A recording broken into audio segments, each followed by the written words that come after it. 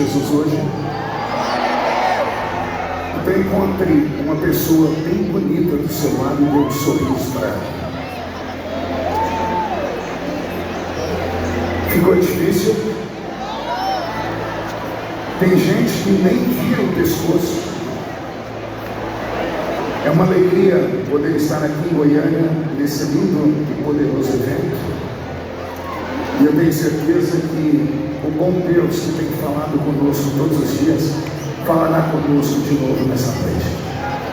Eu quero convidar todos a estarem de pé mais uma vez para lermos um trecho da palavra. Abra sua Bíblia comigo no livro do profeta Abacuque.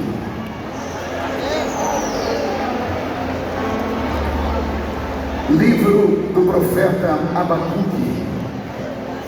O capítulo é o de número 3. Abacuque, capítulo de número 3, está escrito assim: oração do profeta Abacuque sob a forma de um cântico. Ouvi, Senhor, a sua voz e temi.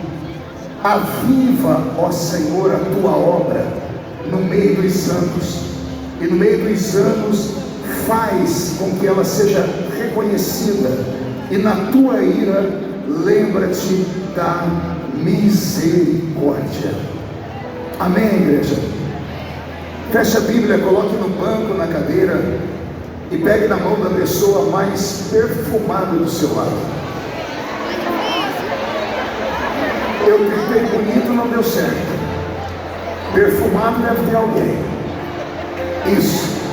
Aperte a mão dessa criatura com carinho até ela falar aleluia. Pentecostal que não faz barulho, está com defeito de fabricação. Vamos orar. Senhor, nós te exaltamos, nós te glorificamos, e nós entendemos que dentro de alguns minutos, e mais uma vez, este ginásio ficará pequeno para o tamanho da glória que o Senhor vai mandar do alto dos céus. Os que vieram tristes começarão a saltar de alegria. Os que vieram se arrastando não voltam para casa se arrastando. Hoje voltarão voando nas asas de um novo tempo. E antes que eu comece a revelar os seus segredos, cerque este ginásio com a sua glória. E num raio de 5 quilômetros, onde houver um demônio alojado, eu dou a esses demônios segundos para sumirem de Goiânia, porque se não sumirem, serão queimados pelo poder da sua glória que aqui será derramada. Rasgue os céus sobre este lugar, manda anjos de fogo descerem aqui, que estes anjos desçam trazendo brasas de fogo nas mãos. Comecem a esparramar estas brasas entre nós, e onde houver um crente cheio do Espírito Santo, pega ele, Jesus, pega ela nesta noite e mostra o caminho da verdadeira e poderosa adoração. Fala conosco, fica conosco, é o que eu te peço agora e sempre. E toda a igreja diz amém. Os que podem, tomem seu assento, aplaudindo a Jesus, porque Ele é bom, porque Ele é maravilhoso. Antes de pregar, eu quero agradecer de todo o meu coração a Deus pela vida do bispo Moritz, agradecer a Deus pela vida do pastor Franklin, um grande amigo que Jesus me deu nesses últimos anos. Franklin, existem homens que os homens nos apresentam, outros o próprio Deus nos apresenta. Você foi um presente de Deus para a minha vida. Deus te abençoe muito. Deus abençoe a todos os pastores que aqui estão e a todos os jovens fortes que vieram para este evento e que já devem estar cansados, estão aqui desde cedo. E eu prometo a vocês que eu não vou demorar muito. Agora é 8h40, até as 3 da manhã eu termino de pregar. Tudo falso. Vai acelerando, daqui a pouco vai indo embora e me deixam sozinhos aqui. Antes de pregar, eu quero fazer um pedido. É só um pedido, não é uma ordem. Eu estou ficando velho, e eu estou ficando um velho muito ranzinza. Eu não sabia que eu ia ficar um velho tão ranzinza.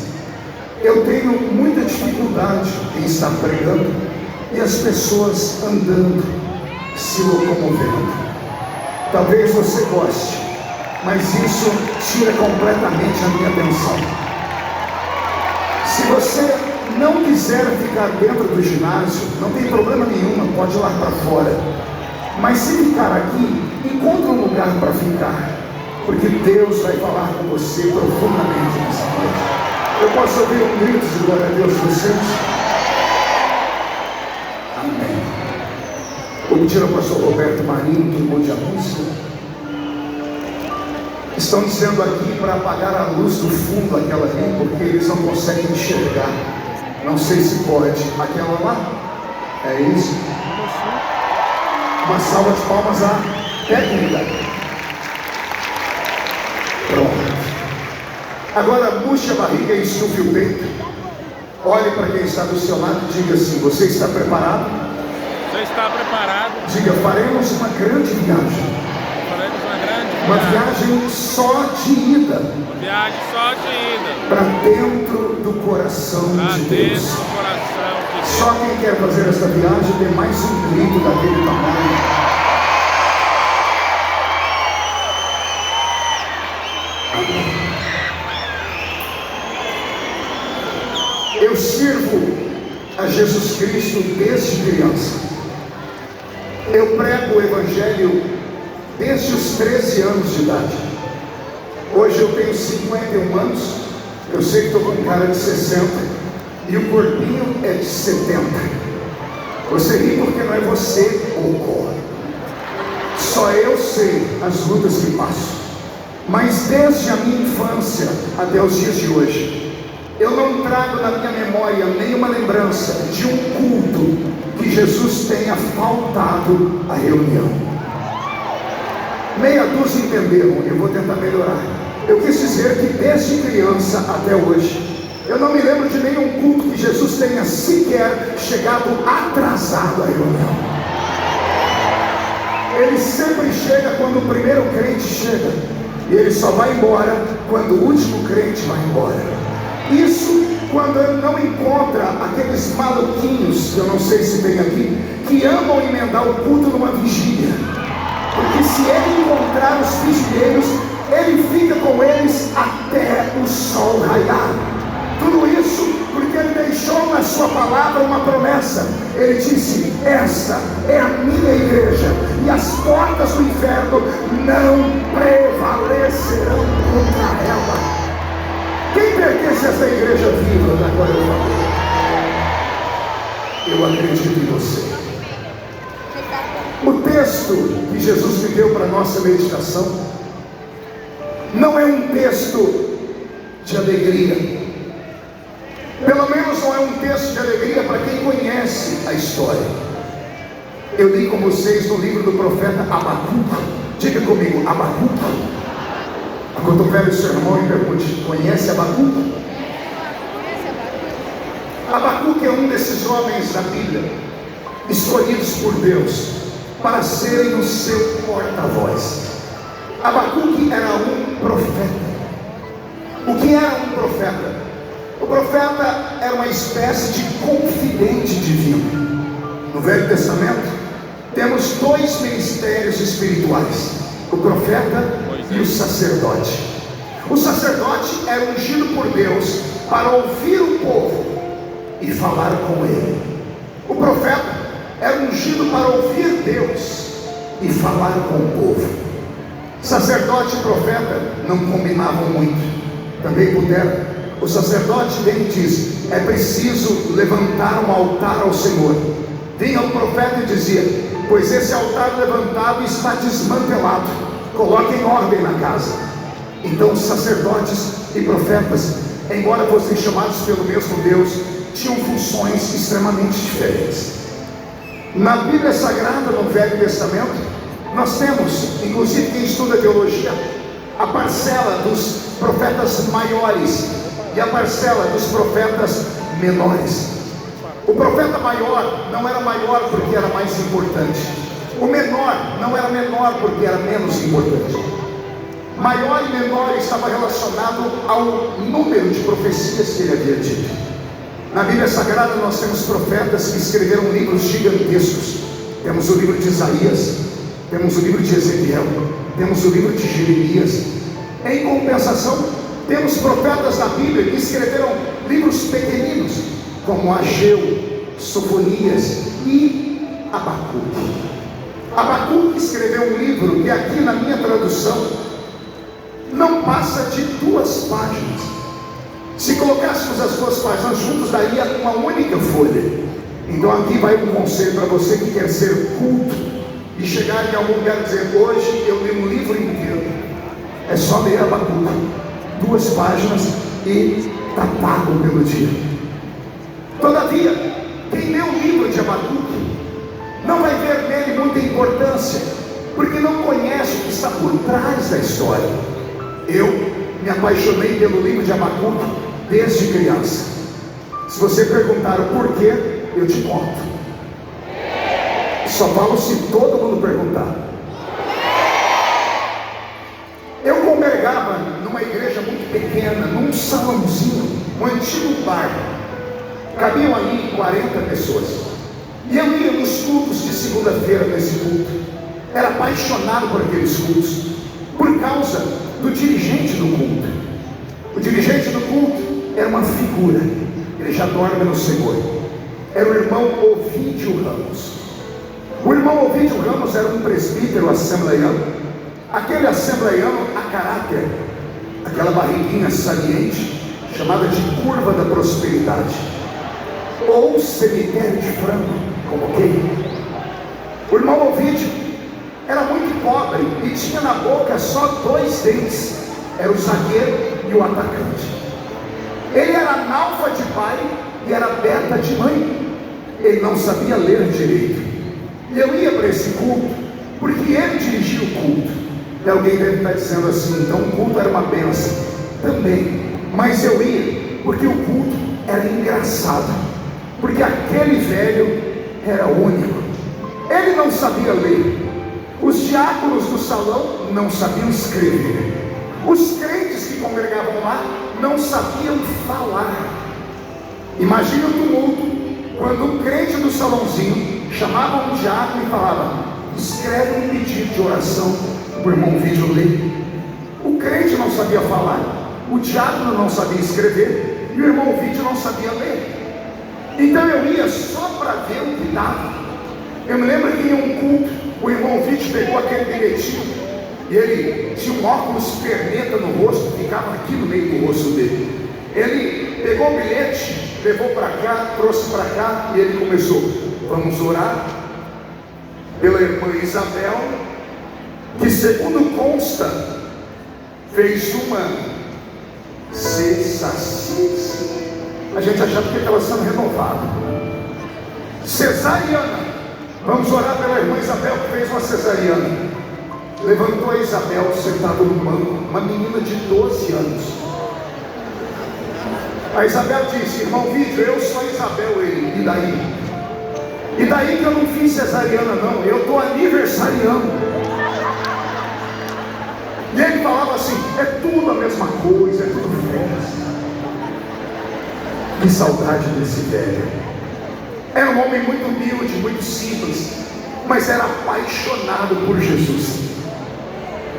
Ele não sabia ler, como falei para vocês. Então eu ia para o culto, porque eu era garoto, para ver as coisas engraçadas que ele falava. Eu amava quando ele chegava no culto e dizia: abra sua Bíblia comigo no livro de Êxodo.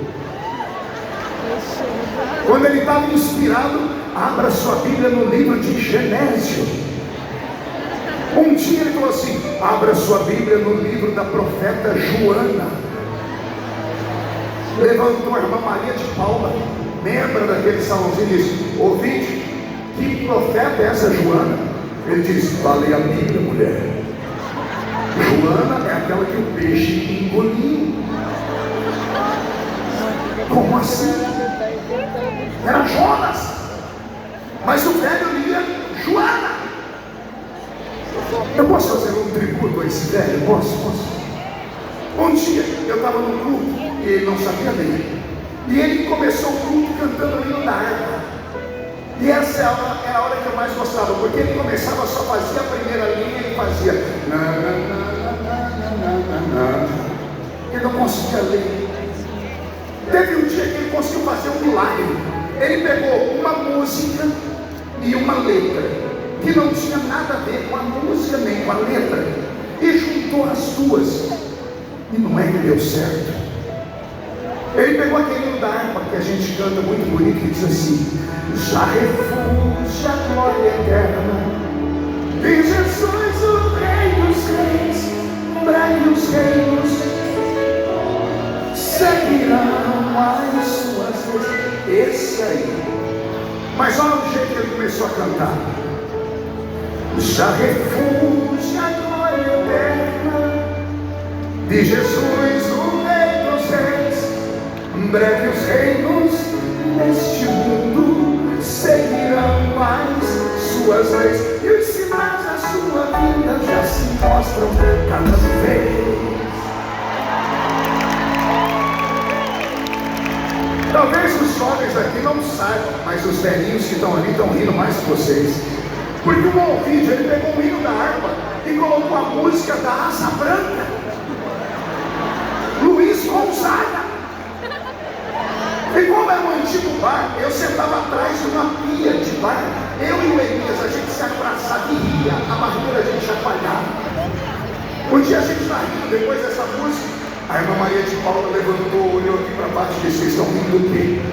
E eu disse assim para ela: essa música que o irmão Vídeo está cantando é diferente, né? Ela falou: vocês não viram que ele está cantando um cântico espiritual? Eu fiquei quieto e observei o culto, e Jesus começou a curar. Ele batizou com o Espírito Santo, e 3 visitantes caíram endemoniados na hora. Olha que estava tudo errado, mas acabava dando tudo certo, porque aquele velho tinha uma linha de contato com Deus. Aquele velho era demais. Mas como eu disse no início, eu me apaixonei pelo livro de Abacuque por causa dele. Pergunte por quê? Só falo se todo mundo perguntar. Porque um dia lá no salãozinho, eu preparado para rir, ele chegou cansado, mas ele estava esbaforido, os olhos dele estavam esbugalhados, e ele agarrou o microfone e disse assim: Jesus falou comigo de tarde, que hoje de noite ele vai levantar alguém aqui dentro, e ele vai levantar esse alguém aqui, e vai levar esse alguém para o mundo inteiro, e vai dar para esse alguém a mesma unção do profeta Albuquerque. Levantou outra irmã e disse: ouvinte, quem é esse Albuquerque? Ele vem de outra cidade, de outro país. Ele diz: não, mulher, é o Albuquerque da Bíblia. E ela: na Bíblia não tem Albuquerque. Ele diz: tem. O Albuquerque da Bíblia falou assim: aviva, Senhor, a tua obra no meio dos anos a notifica. Maíra, lembra-te da misericórdia. Aquela palavra bateu na minha cabeça e desceu para o meu coração, e Jesus disse: é você. Não conte para ninguém. Sentado ali estava um garoto, que nessa época tinha 14 anos, que para ajudar minha família, eu trabalhava no corte de cana de açúcar. Eu cortei cana, banhei laranja, algodão e café. Tenho a minha caixinha de engraxar sapato até hoje. E quando aquela palavra entrou no meu coração, eu comentei com uns amigos, eu disse que foi para mim. Começaram a rir e disseram: Feliciano, olha onde você mora. Eu morava num bairro chamado Vila Tatu. Eu dividia 2 cômodos da minha casa com 12 pessoas. A minha mãe é solteira até hoje. Eu pai no meu documento de registro. Sou o famoso filho bastardo. Filho bastardo é aquele que não tem pai. Tecnicamente eu não tenho pai porque no meu registro de nascimento não tem nome de pai. Com 13 anos de idade, eu cheirava cocaína como você respira oxigênio.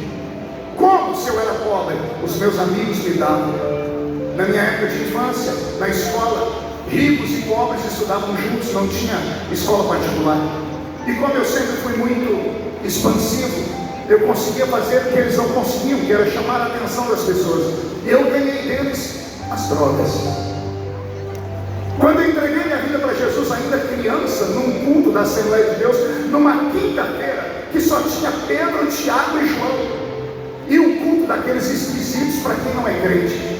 O rapaz do meu lado falava umas coisas que eu não entendia nada, eu fui me afastando dele. No final da reunião ele me deu um abraço e eu, muito curioso, eu falei: ô meu amigo, a sua mãe é dona de uma floricultura? Ele: não, por quê? Você passou a reunião inteira falando samambaia, samambaia, samambaia. Ele abriu um sorriso banguelo e disse: não é samambaia não, é língua de anjo. Eu falei: o quê? Ele disse: língua de anjo. Eu falei: esse povo, além de louco, eles são esquizofrênicos. Ele disse: não, está escrito na Bíblia.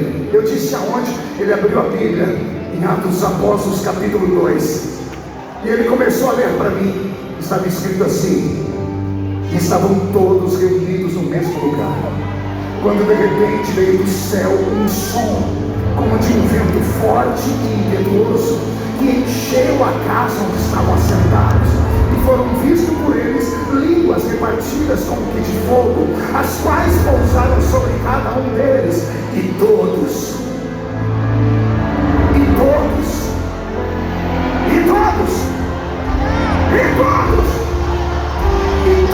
foram cheios do Espírito Santo e começaram a falar em outras línguas conforme o Espírito Santo lhes concedia que falassem. Escute, eu acreditei. Humanamente falando, não havia possibilidade alguma para que eu ascendesse na vida. Humanamente falando, eu era destinado ao fracasso, a uma morte precoce. Os meus amigos de infância, que eu não enterrei, estão sentados em cadeira de roda porque trocaram tiros com a polícia. Os que não trocaram tiro com a polícia estão trancados atrás das grades. No meio de uma safra de mais de 50 meninos de periferia, pobres como eu, só eu escapei. E como eu escapei? Jesus cruzou o meu caminho. Só que eu tive uma graça, pergunte qual? Eu me converti numa igreja viva. Você não entende essa linguagem? Eu vou falar de novo. Eu me converti numa igreja barulhenta. Eu me converti numa igreja do manto, do mistério. Eu me converti numa igreja onde estava cheia de canelas de fogo.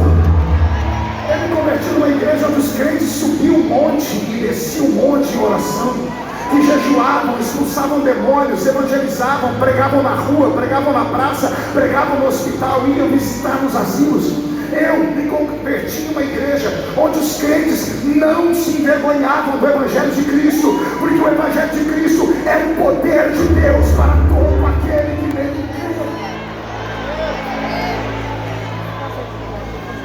crê. E eu acreditei naquela profecia. E olha o que Deus fez na minha vida. Talvez essa geração ainda não me conheça, mas os seus pais me conhecem, seus avós me conhecem. Eu preguei em quase 100 países do mundo, em todos os continentes da terra.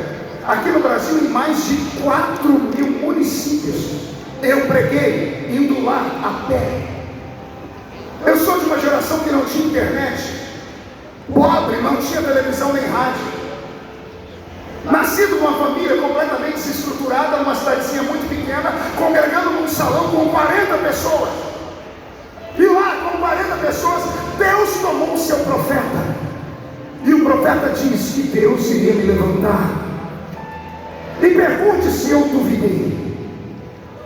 Pergunte se eu deixei alguém se meter entre eu e a minha fé. Pergunte se eu deixei esses crentes que aqui em Goiânia não tem, só tem lá em São Paulo, que eu chamo de coveiros de igreja, que nunca alcançaram nada na vida, e quando vê alguém sonhar, chega na pessoa para matar o sonho, dizendo: esquece, isso aí é só para filho de pastor presidente, isso aí é só para quem tem pedigree, isso aí é só para quem tem história.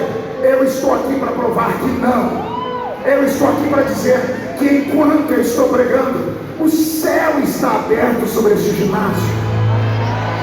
E Deus me deu uma missão particular. Por onde eu passo, Ele levanta um exército.